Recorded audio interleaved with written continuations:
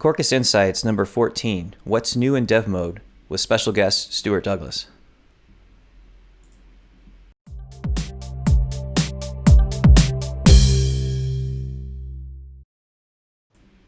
Hey everybody, welcome to Quarkus Insights. I'm Jason Green, Quarkus co-founder and co-lead, and today we have a fantastic show, although you're probably wondering, why is it just me? Where did Max and Emmanuel go? Well, the good news is that Max is here, as you can see, so co-host Max, who leads Quarkus Developer Experience, and then Stuart Douglas, who is the most prolific code contributor in Quarkus, probably touched everything, core architecture. But first, I have some things I want to do. But let me turn over to Max. You go ahead, Max. I was saying, and Emmanuel is on vacation. Yeah. Well, so that was the big thing I was going to say. Is I sent him the bat signal, and I didn't get a reply. So he's really on vacation. No, I'm kidding. I talked to him. Yeah. And last week we had what's it called? My machine failed. So that's why you're hosting, because I can't trust my machine anymore. So we'll see how long I stay on. Yeah, how is your laptop? That's what I was going to ask you. Did it turn into a balloon, or is it? No. Now I finally got it to send in. Now it's been fine. It's working great. It's been fine. But it's colder now, so it's because of the heat. So. Okay. It's fine for now. We'll see. It probably in 10 minutes I'll disconnect, and you know why. That's because it's no longer fine. Well, yeah, so when you disappear, don't worry, we'll have a stand-in for you. So we'll do our best impression. So Stuart, do you want to tell us a bit about yourself, and how did you get involved in open source Java? So my first contributions to open source Java would have been the Theme project back over 10 years ago. And I was using it for work and just sort of started contributing back to it and improving it. It was back before Git, when you sort of would create a patch file and attach it to a Jira, and it was eventually you got commit rights. It was a very sort of different process back then. And yeah, one thing led to another, and I started contributing to World as well, the initial CDI implementation. And then I ended up getting a job at Red Hat to work on JBoss AS7, which eventually became Wildfire. And yeah, just been working at Red Hat ever since. I forgot you came from Theme. I thought it was Wildfire. But I remember. Well, I was only a community contributor at Theme. Sure. When I joined Red Hat, I was always part of the Wildfire team.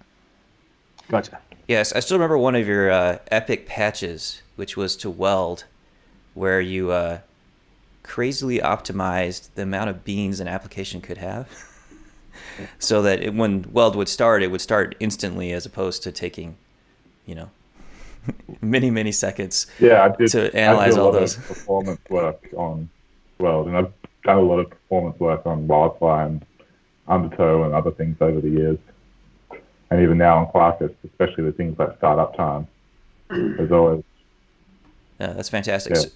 So today, Stuart's you're gonna walk us through remote dev mode, and that's really cool. And I've got some great questions of that. But before I jump into that, I just want to do some house cleaning real quick. So just so everybody knows, this show is as interesting as you decide to make it. So if you could post questions whenever you want to, I will interrupt Stuart's train of thought as he's going through trying to present something.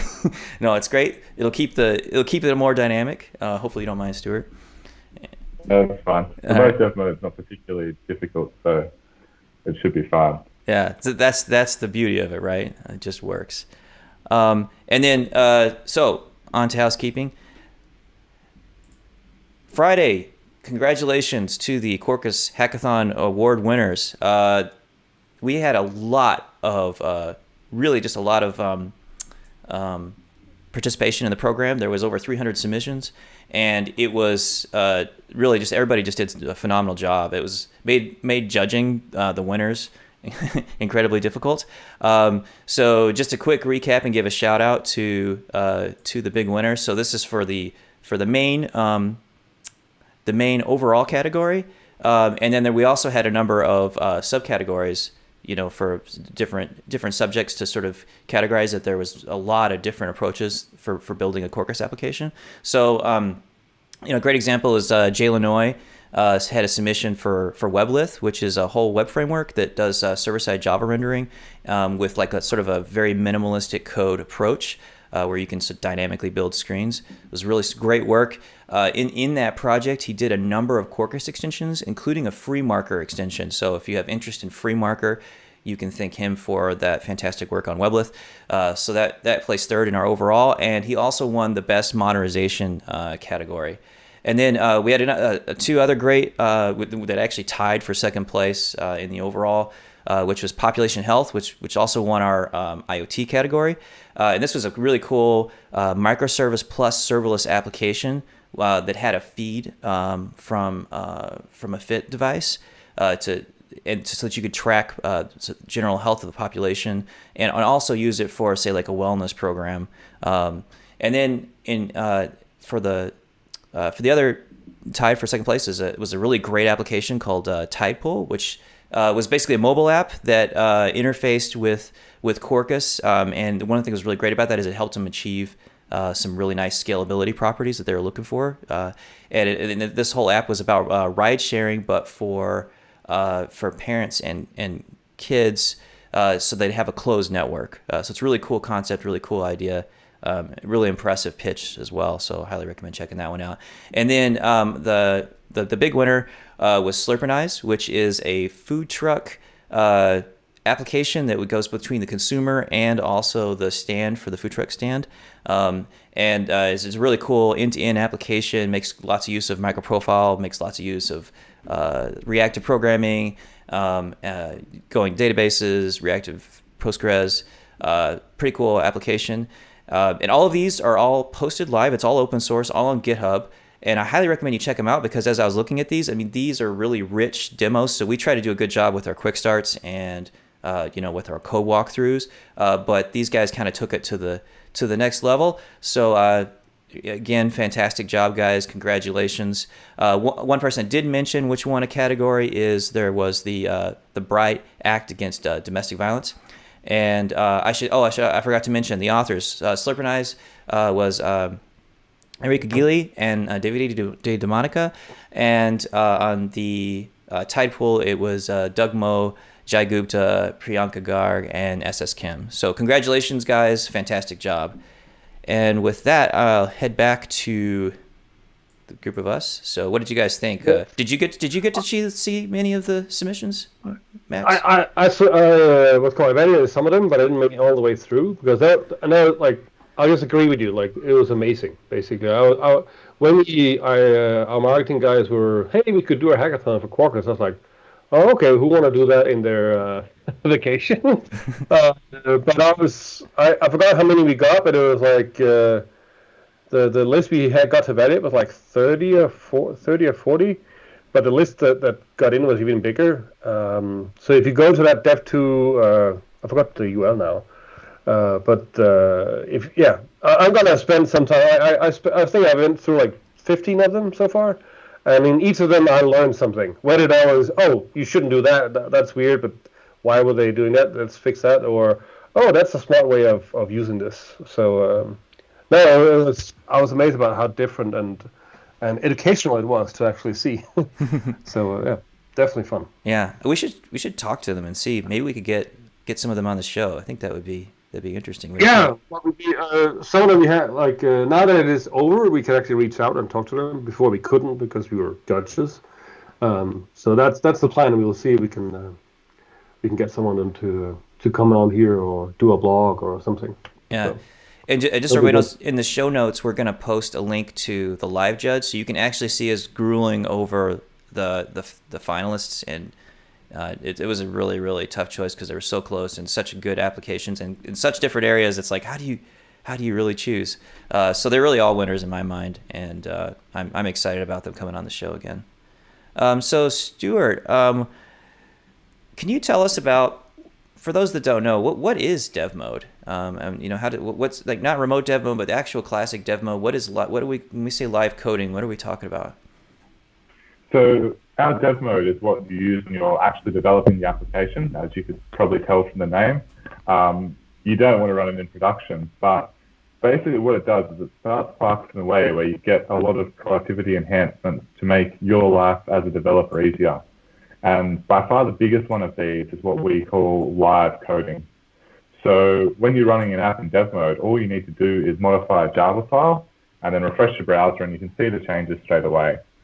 So we might start with just a quick screen share of a quick look at what normal dev mode looks like.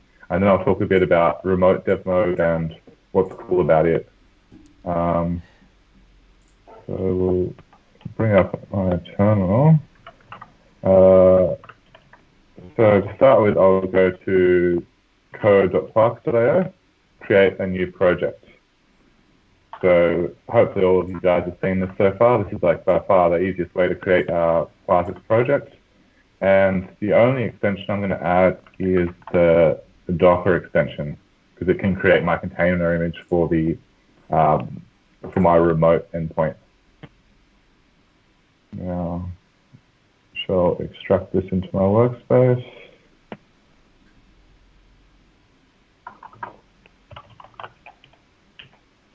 And then, so to launch normal dev mode, we just run nvn quarkus dev. And it's started. And then we just go to localhost/hello. And we've just got our normal hello endpoint that is generated for you automatically. Now, I'll open that project so I can actually edit it.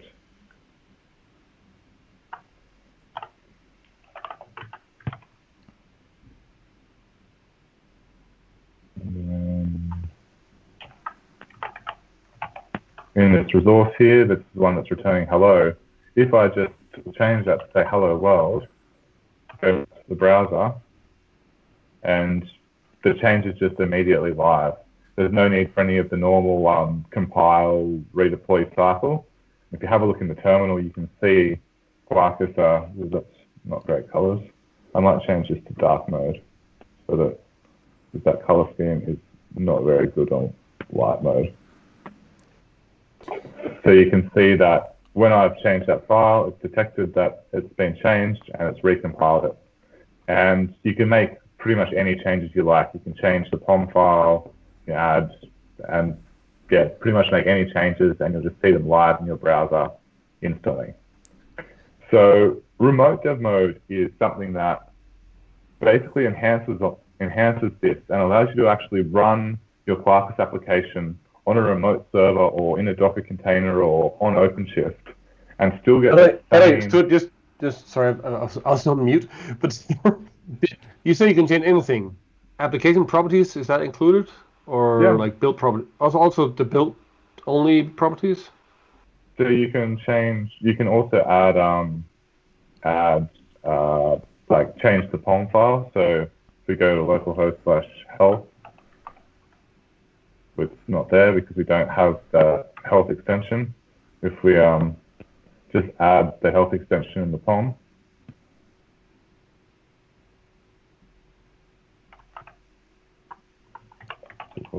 health. Okay. Then if you go back to the terminal, you can see that it's detected that that's changed and it's restarted Quarkus. And then now if I refresh my browser, we've got the health check extension. So pretty much anything can be changed. So I've got a question for you, Stuart. Stefan wants to know, can it fix the bugs in his application with using this technique?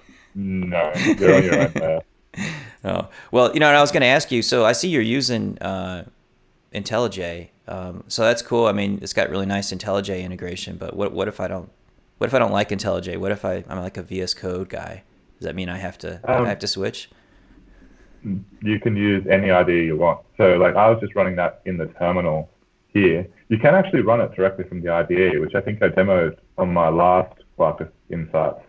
But because it's just, by default, it's just a Maven command, you could edit it in Notepad if you really didn't want to get any work done. But they've got no ties to the IDE at all. But what you actually can do is create a main method here.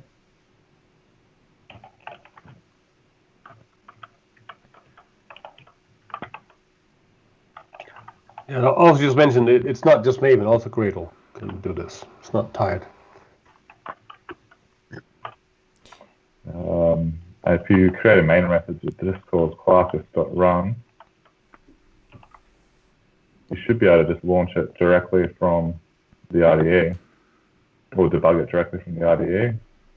You can see that that's running there now in dev mode. And now, yep, oops. So now if I just change the endpoint, we should see, yeah, see dev mode working as normal, even without Maven, just running it directly from the IDE. That's great. So you've got a lot of options. It's kind of part of the core of Quark if it's not tied to any external tooling. And that's sort of one of the main reasons why we've done it that way rather than relying on IDE integration or IDE plugins to try and get the user friendliness, because this way we can control the whole experience and make it the same no matter what IDE you use. Whereas if you're relying on sort of IDE plugins, then the user has to have the plugin, they need to keep them up to date, and it's just all a lot harder to give a good user experience. So we have some questions now. I think this question is that's quite new. You can have main now. So I guess the question is, do we support main methods like Java, same system out Java?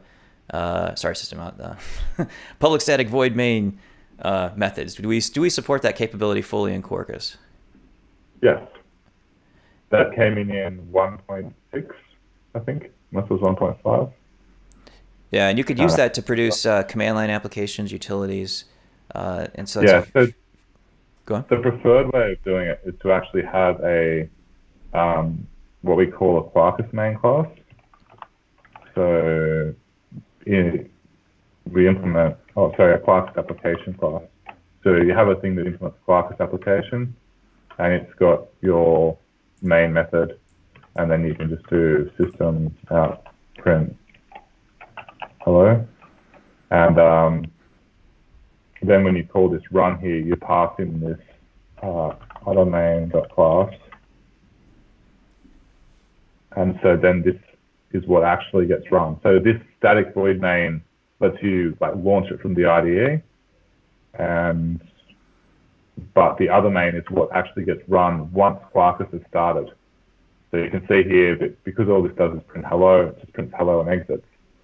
But the reason why we do this is that when this main here starts running, Quarkus hasn't started and we haven't had any time to sort of launch anything or do anything, and there's no way that we can hook into that. By having this method that calls Quarkus run, then when this other main method gets called, Quarkus is fully set up, so you can use dependency injection into this class. You'd be able to use JPA and Hibernate if you were had that extension installed, and just use everything that Quarkus provides. So that's why we sort of have our own Quarkus application interface. And to make this the default, you also have an annotation which is called Quarkus main. And if you put that annotation on there, then when you actually build your app and turn it into a jar, this class will be run by default. So Antonio is asking if you don't need to annotate your main Quarkus main anymore. No, you still need to annotate it. Yeah. You can, if in this case I'm running it from the IDE, so the IDE launches it directly. But if you just build that into because you can have multiple instances of them, if you just build it into a jar, you need some way of telling Quarkus which one you want as the default. So another question, will it always start in dev mode? I'm not sure I fully follow the question. Maybe you can clarify. I think so if you launch it from the IDE, it will always launch in dev mode. If you build it like using Maven and create a Quarkus runner, it will launch in production mode.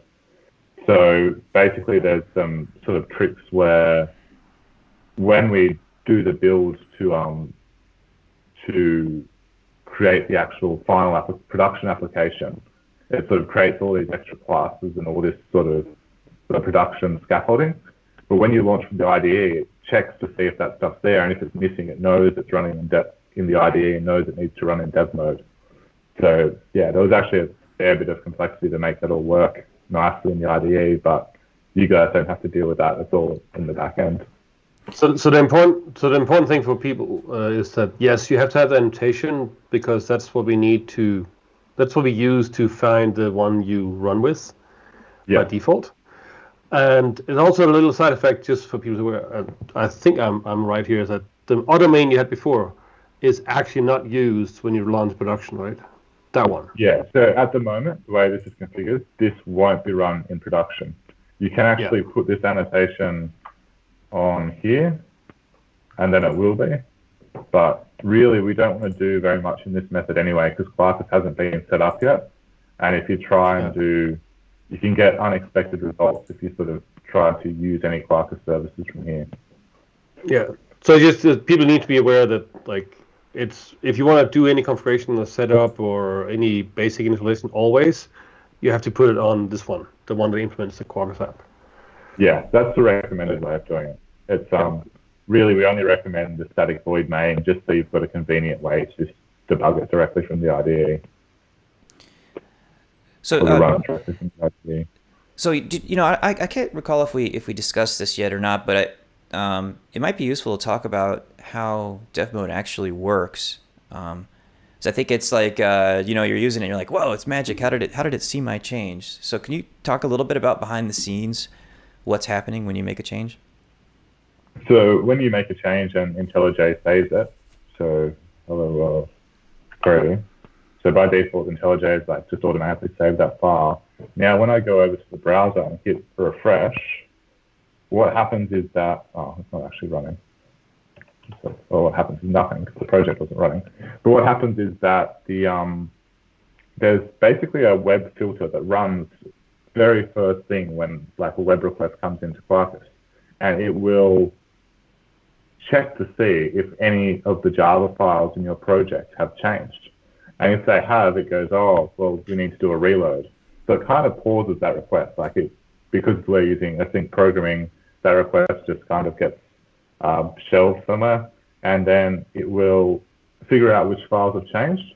It will compile them, and then it drops the current class loader and redeploys the application, which happens really, really fast because Quarkus has been designed to be able to do this really, really quickly. And then once the application is redeployed, that original web request resumes and keeps going, but the application that it's sort of targeting has now been completely replaced under it. So that request gets served by the new replaced application and not the old stale one. And that's basically how you get such a good developer experience. You know that you've always got up-to-date code, because it's actually that web request in the browser that drives the refresh. If you have a timer-based system, you can get sort of cases where you go to the browser too quickly and hit refresh, and you see old code because the timer hadn't fired yet, and then it just doesn't make for quite as nice of an experience. Yeah, and how does it work if you have, say you edit your pom.xml file, right? Like in that case, you don't have a web request. In that case, we kind of cheat a bit. The pom.xml files do have a timer looking at them, but because it's only one file, that's not a big performance event, like performance problem, so you can run the timer with a very small sort of interval. Like I think it's 200 milliseconds or something. I'm not actually sure off the top of my head. And when it detects that change, it will tear down Quarkus and restart it completely with the new dependencies added.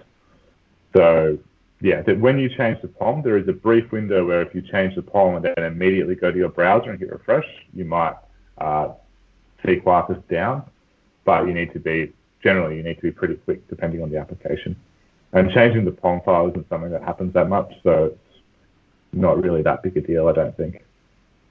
Yeah, and I think one of the nice things about the approach that Quarkus takes, and as far as your whole description, is that when you do make these dev code changes, there's the actual state of your application, as far as like the elements working together is going to be in the exact state it would be as if you would have started it.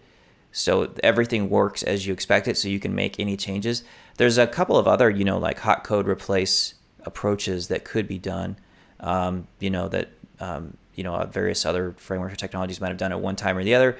And one of the challenges that always happens is like you're editing your code live, and then suddenly stuff is your app is like in this weird broken state, and you have to figure out, oh, do I need to restart the whole thing all over again?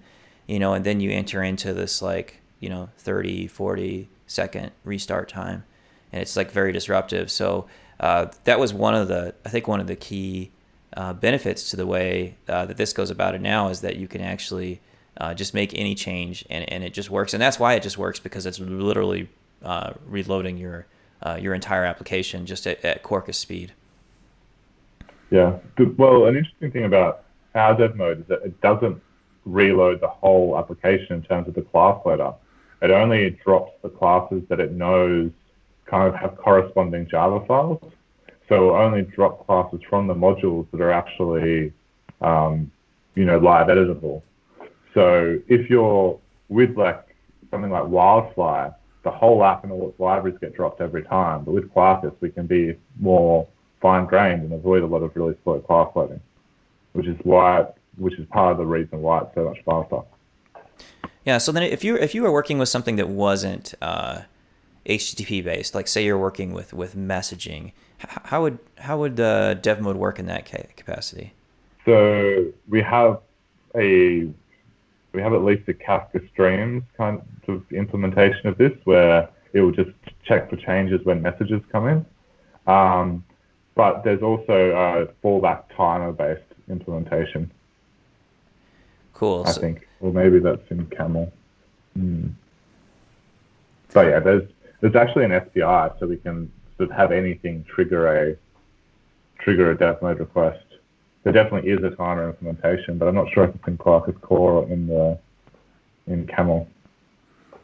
Yeah, so if you guys are out there, are extension authors, or looking at writing an extension, and you're doing some different sort of main interaction protocol, you'd be very interested in this SPI if you want to get dev mode working. So Antonio's got an error he's reporting. He's saying that he gets a class not found whenever he tried to add a void main. Does he need an extension? File bug, I'd say. You shouldn't need an extension. Like, I just created that program, that this app off code.quarkus.io then, and just directly ran it. So it should just work. Yeah, so he's saying the class is it's saying IDE dev mode main. I'm not sure why that would not be found. Yeah, that should be found. That's part of like the Quarkus core. There's maybe the IDE class path is stale. I don't know. I just file a bug and with the full details and what you did to create it, and I can have a look at it. Yeah, Andy's suggesting on comments that the Quarkus arc dependency might be missing as a possibility. I don't know if that gets pulled in automatically or not. That would get pulled in automatically, because it's basically dependency of everything. Yeah. So here we've got we just depend on Quarkus REST easy, but that pulls in Quarkus arc and Quarkus core. And IDE dev mode main is in Quarkus core deployment, which is and then it sounds like a bug. Ali Bashir is reporting a similar issue in Gradle. So there must be something common. Maybe it's a Gradle issue. Yeah. Yeah, because I don't really test that much. It's probably a Gradle issue. That could make sense. Antonio, I don't know if you're using Gradle or not, but we should talk and get this fixed. Because it's not the sort of thing that you can easily write a test for, because you need to actually run it within the IDE. I've got sort of a fake test that tries to emulate the IDE environment, but not for Gradle. So yeah, just file a bug and I'll have a look at it. So I got another question from Daniel here, who says, is there some way to lift up external dependencies to be reloaded? Not so much in regards to recompile, but to drop the classes and the static state. Not at the moment, but that's a good idea. We should definitely add something like that. Yeah, would you think maybe if someone edits pom.xml maybe? It'd probably be like some configuration option, like for indexing stuff with Jandex. We have a thing where you can list out the gabs of artifacts that you want to be indexed. So you could have a thing where you list artifacts that you want to be dropped every time. That wouldn't be that hard to do. So yeah, just if you file a feature request for that one, I can have a look at it.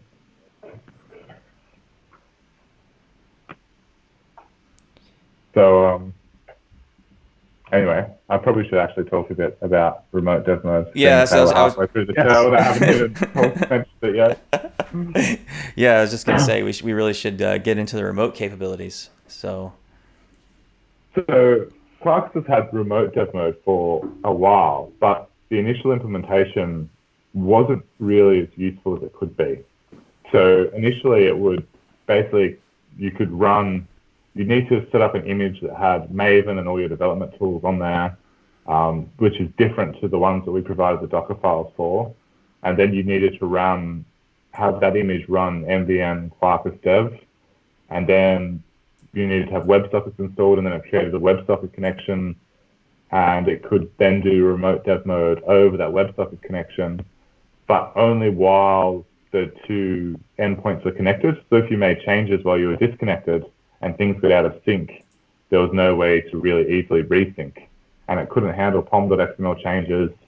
So it just had a lot of limitations that really limited how useful it is.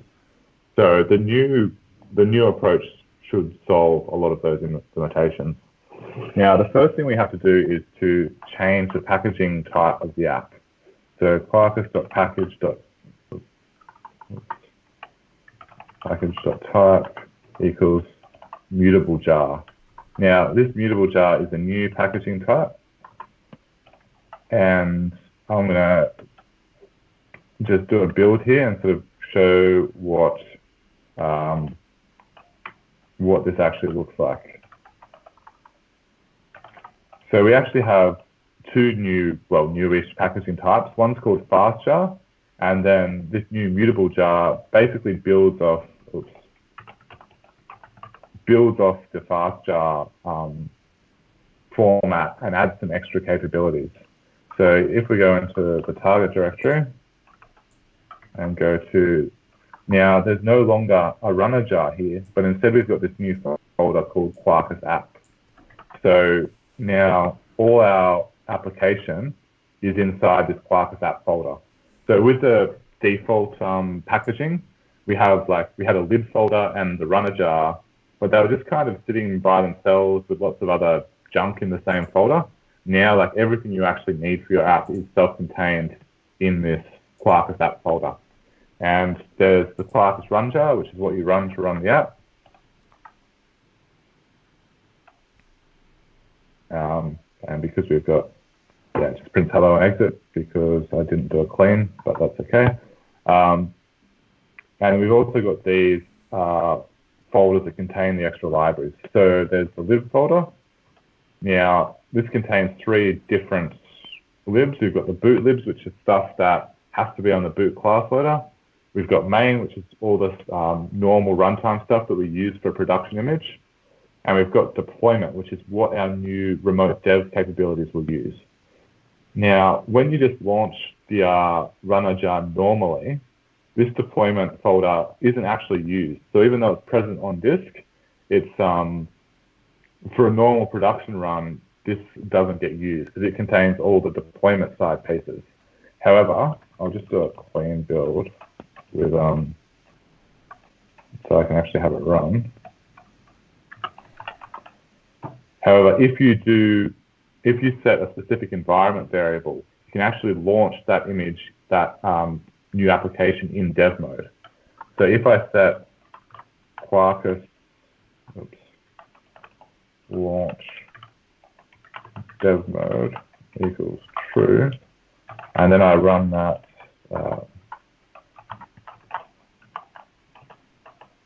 Quarkus run.jar, we can see now that this time when it's launched, it says dev profile activating, live coding activated. So now we've got an app that is a production-ready application that you can also run in dev mode. Now, at the moment, though, because this is sitting in the target folder, it doesn't know where any of the sources are, and you can't just start modifying the sources and running this because it's sort of not really connected to them. So what we're going to do is we're going to package up this app into a Docker image, and then we're going to run it on Docker, and then we're going to connect to that Docker image from our local workspace and do the live coding that way. So to build if you remember right back at the start, I added the Docker extension to the app. So I'm just going to do another build, but I'm going to pass -d quarkus.container-image.build equals true. Actually, no, I need to add, before I do that, I need to add a couple more properties. First one is a password, Quarkus live reload.password. And this can be anything as long as it's, a password. This basically is so that when you're running an application that's remote dev mode enabled, that only you can connect to it, that you just can't have just basically some basic sort of security to stop anyone from connecting to your app and modifying it. And we also will need a Quarkus-live reload.url. And we'll just run it on localhost 8080. You don't actually need this in the application itself. You only need it on the client, but for the sake of this demo, it's just easier to put it all in this one file. So now we've got all that. Let's build our container image. And Docker has run. We've built this container image, Stuart / remote dev 1.0 snapshot. So now let's run that. Docker run. Now we need to pass in that environment variable. Well, actually, first we need support. But we also need to pass in that environment variable that I talked about before. Quarkus launch dev mode equals true. And we'll run that Docker image. And it started, and it says dev profile activated, live coding enabled. So now we've got Quarkus running in a container, and we should be able to see it just by refreshing our browser. Perfect. So now we're going to actually do some live coding in our Docker image. So So the way we do that is by running the mvn remote dev command. So I've needed to create a new terminal window because this one's busy running Docker.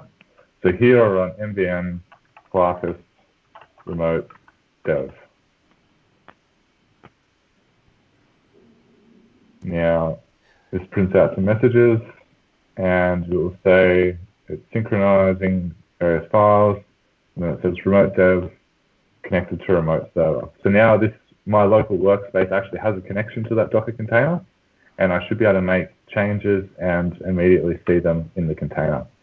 So if I go back to the resource and just change it back to be hello world, then the browser, and it just works. So did you have to do any special, or would you, if you're doing this, like say on Kube, would you have to do any special port forwarding or, to open up the connection? No, this is just uses HTTP. So it goes over your application port of the same application, and then it uses the credentials that was expressed in that properties file to authenticate and then upload the changes, right? Yes. But so what it actually does is it uses long polling. So when that remote dev client connects, it sort of creates an HTTP request, and the server doesn't respond to it until a request comes in for the browser. And then it sort of responds and says, hey, we need to check for changes. And then that client sends back the changes. So it's not really sort of a traditional usage of HTTP, but it's just basically a way of, I've basically sort of hacked around the limitations of HTTP to get this sort of user experience without needing to open any additional ports or do WebSocket upgrades or anything like that. So You can also do other changes as well, like we can modify the POM. So I think I've actually got the health check extension installed. Then if I go ahead and remove it from the POM, this should will hopefully work. I only tested it with adding things. I didn't really test with removing, so it should still work the same.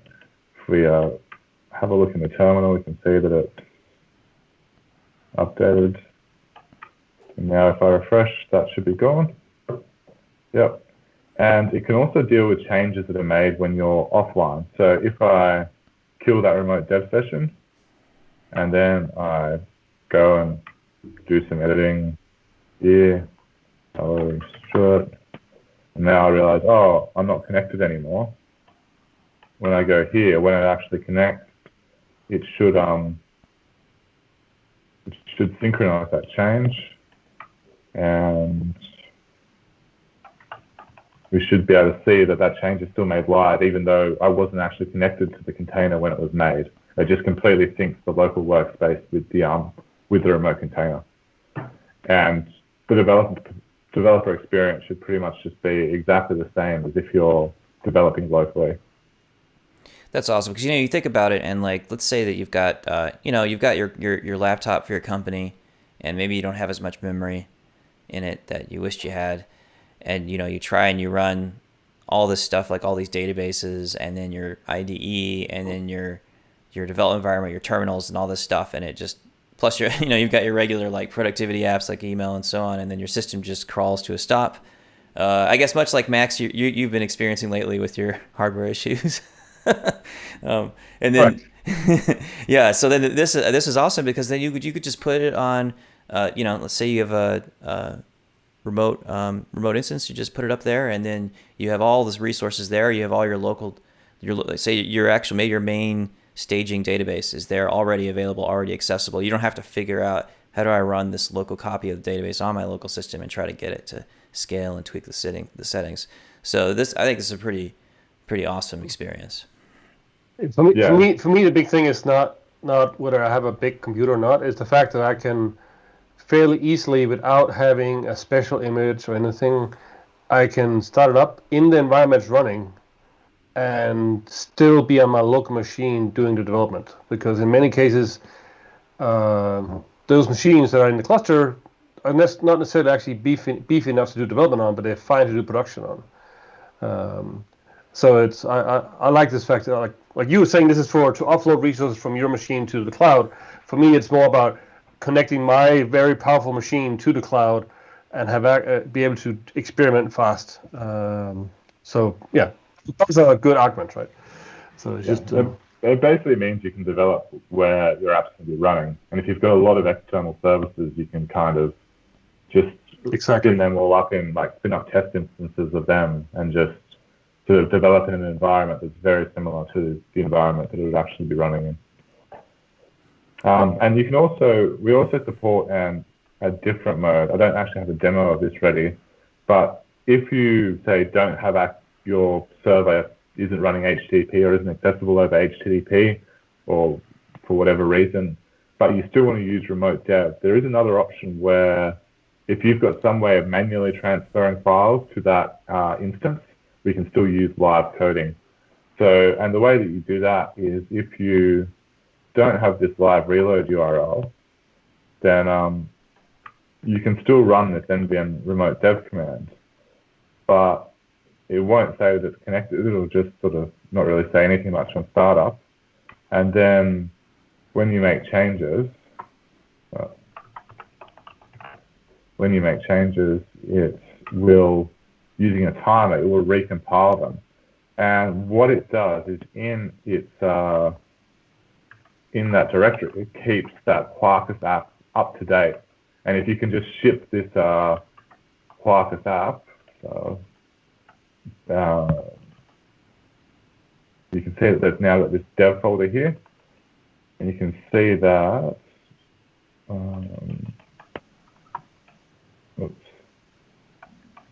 well, actually you can't really see because there's no other files in there. But when I modified that resource, it recompiled it, and it basically updated this app to the latest state. So if you have some way of asyncing this Quarkus app to your Kube instance or your Docker image, then you can also use live dev mode without the HTTP-based support. But that's something that it's not really batteries included. You have to figure out how you're going to do that yourself. Could be using Odo or I don't know, anything really. Just basically anything that can ship the files. That's great. Yeah, so there's a lot of people. Yeah. Go on, Max. No, you go. I just this is one of the features I've been me and Stu have been talking about, because when I saw the remote dev mode first time, I was like, great, this is like, if I have full control over both sides, this is awesome, and it's why we recommend you do it. And now with the new version, remote dev mode is even safer and secure and simpler. But in the cases where you actually have other tools, like whether it's Scaffold or Odo or any Maven plugin or Gradle or any Ruby Watch, whatever, or Eclipse tooling or what they can do, they're good at, is just sync over the actual the build stuff. This now works, right? Whereas before you had to set up, had to do a bunch of stuff on both sides. In this case, you don't have to. So this is I really like it. So it makes Quarkus fit in everywhere basically. Yeah, that's awesome. I was just sitting here thinking like, I'm not sure what the audience is thinking about this feature. They're probably trying to wrap their head around it. I just want to ask out there if you guys have a comment on, what do you think about it? Do you see yourself using remote dev mode, maybe in a container cloud setting, or just as a way to sort of separate? Because you could technically just use it just on a regular bare metal host if you wanted. That was maybe definitely. close to It'll it. work anywhere. Yeah. It's basically for those. Oh, I just said basically for those who want to get wrapped their head around it, this is like how you did Wildfire hot deploy, but just done right, kind of thing, or smarter. It's built into the runtime to understand it, so it sounds semantic, but it's basically good old stuff just combined correctly, or in a better way. So, Stuart, did you have more to show us, or should I flip back to the screen share? Not with remote dev, because it's really simple. Once you've got it set up, it should work the same as kind of no different to normal dev mode. I can't go through and show you all this extra stuff because there's nothing more to it. If we've got some more time, though, I could show off some of the new test stuff that we've added recently, if you guys think there's time. Yeah, I think that would be awesome. We don't have a ton of time, but I bet the audience would appreciate getting to see some other cool stuff. Yep, okay. Well, I will make sure that... All right, well, what I'll do then is I'll show off some of the new testing that have been added in recent versions of Quarkus. Now, make sure that the test passes. Yep, we're back to normal. So now we've got this test here for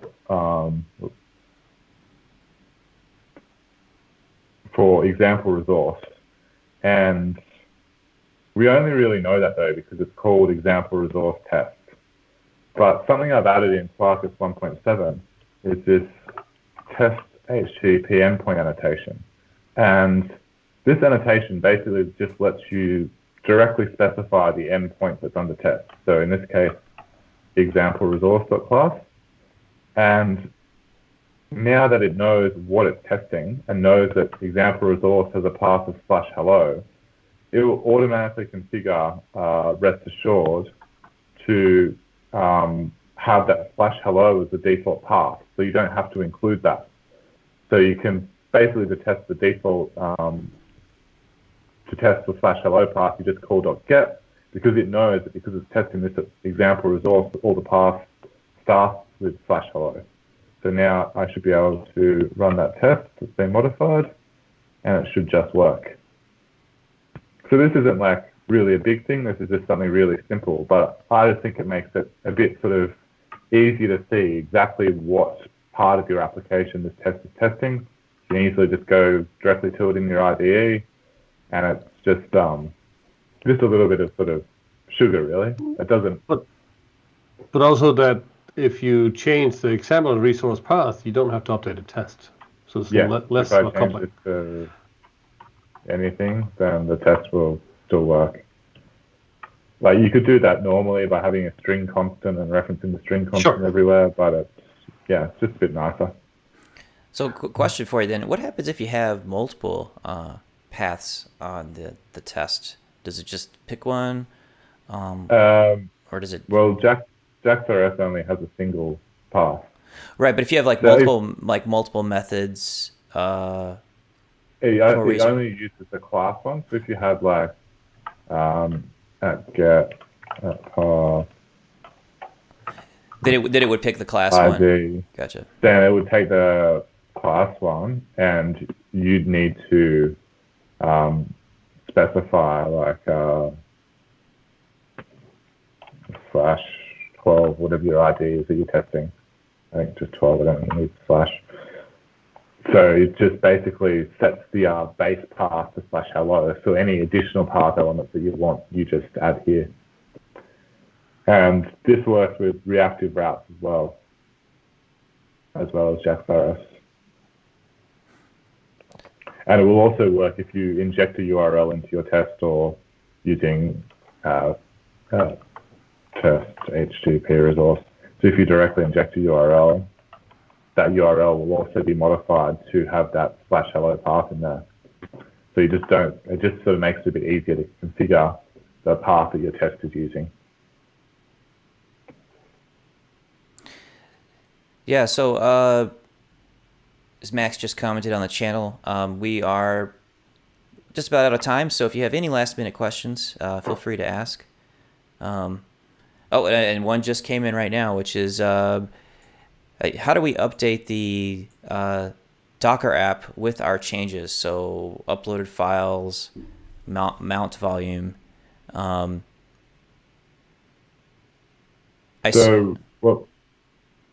on. So that particular running instance will still, it sort of keeps its state persistently. So if you stopped and then started that same container, it would still have those changes. But in general, though, when you're done and you want to send your changes to production or whatever, you just build a new Docker image is the best way. Yeah, I'm not sure. Really the only way. I'm not sure if the question, if they're talking about like how does it receive the changes coming from Quarkus on the client side, if that's if that was the case, or if it was just rebuilding at the end. It's probably means rebuilding at the end, I assume. So then you would just basically run mvn build a new image. Yeah, basically just run that command again that I ran, mvn install -d quarkus.containerimage.build equals true. So I have a question for Max here. Stefan asks, can JBang run Quarkus apps? That's a good question.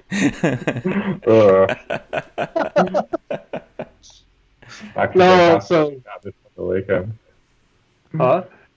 not plan at all.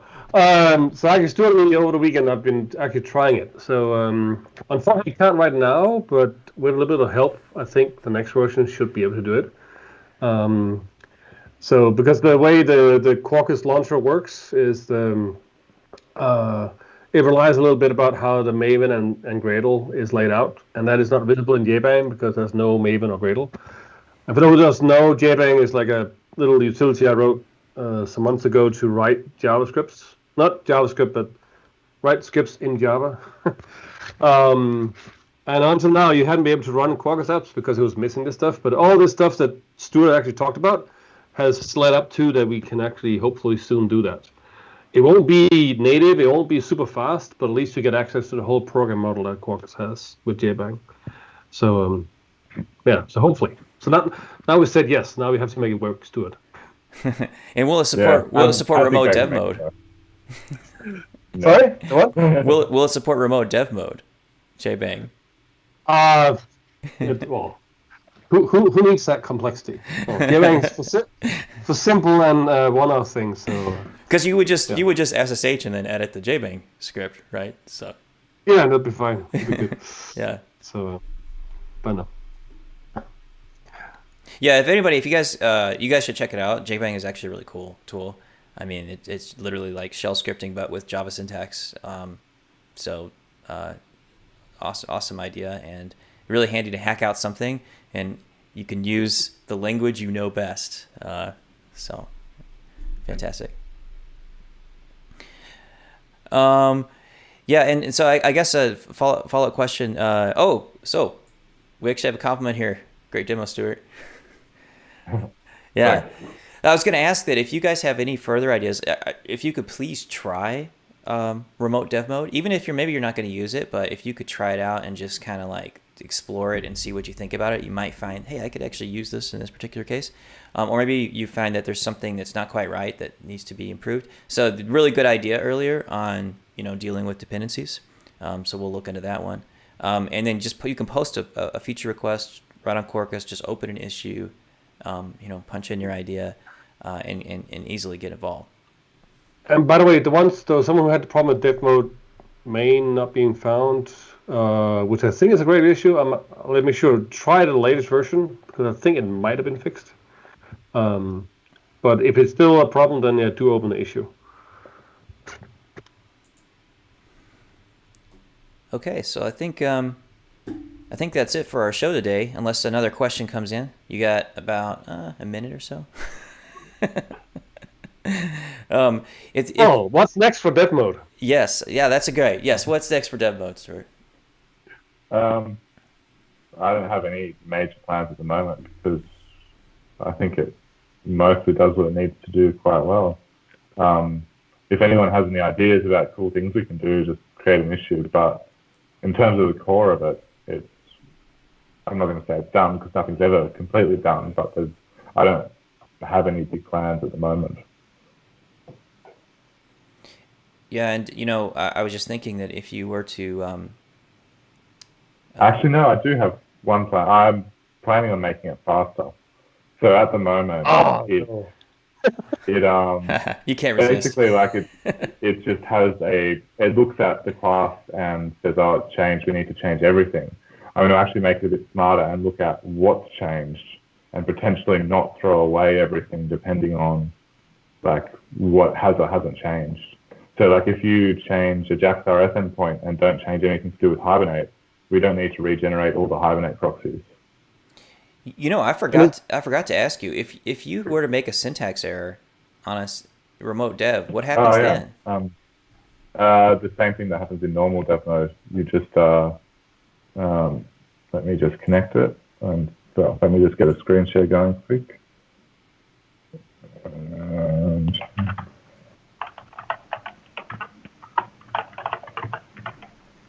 so there we go now. Then if you have a syntax error,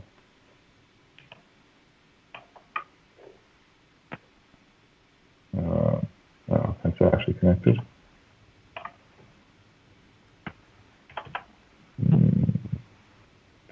Oh no, I deleted the URL, so it hadn't connected. And now it won't come. I need to fix the syntax error because it was trying to compile there. All right, so now it's connected. We can see that if we have a syntax error, you just get the same error you get in normal local dev mode, where it tells you what's wrong. Now that is some crazy black magic there. You want to explain to everybody how that works? Because that blows my mind. Well, on the local side, when it compiles it and it detects the syntax error, it just basically sends a message to the remote side saying, hey, there's a problem. You need to display this next time you get a web request. By the way, you talk about the thing you want to change is make it faster and detect what's changed. That leads into the idea we've talked about it before, also having dev mode run tests for you. So if we know which code has changed,